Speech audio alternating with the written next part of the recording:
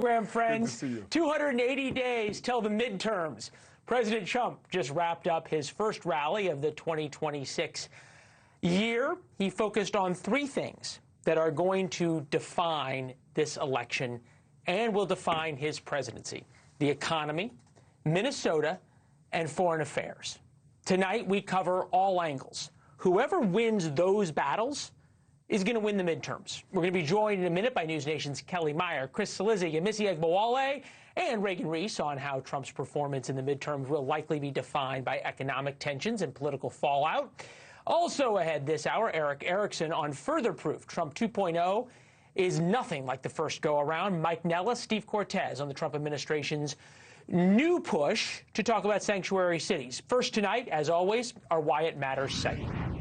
The midterms aren't everything in politics right now. They are the only thing. And everything you see must be looked at through the lens of the midterms. You want to wonder why a politician is saying something or doing something? The answer is the midterms. Democrats are trying to shut down the government again over ICE because of the midterms.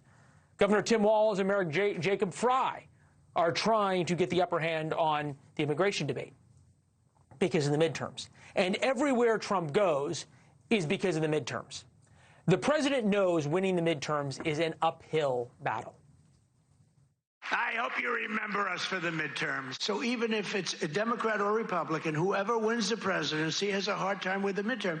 If we lose the midterms, you'll lose so many of the things that we're talking about. We got to win the midterms. That means Senate and it means House.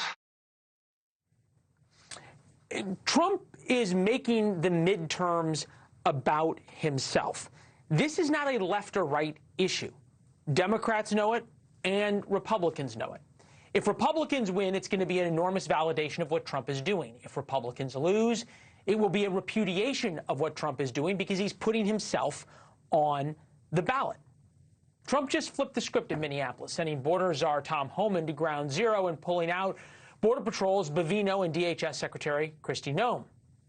That both happened after conversations with Walz and Fry, and Trump did what he normally does. He declared victory.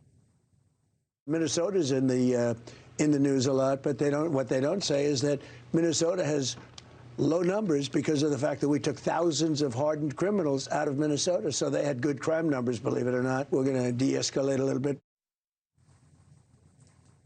On the flip side, Democrats must prove they have ideas, not just that Trump is bad. Democrats are trying to shut down the government again over ICE, and many are promising to investigate Trump. That's what Democrats have said. Nobody ever won an election shutting down the government or investigating others.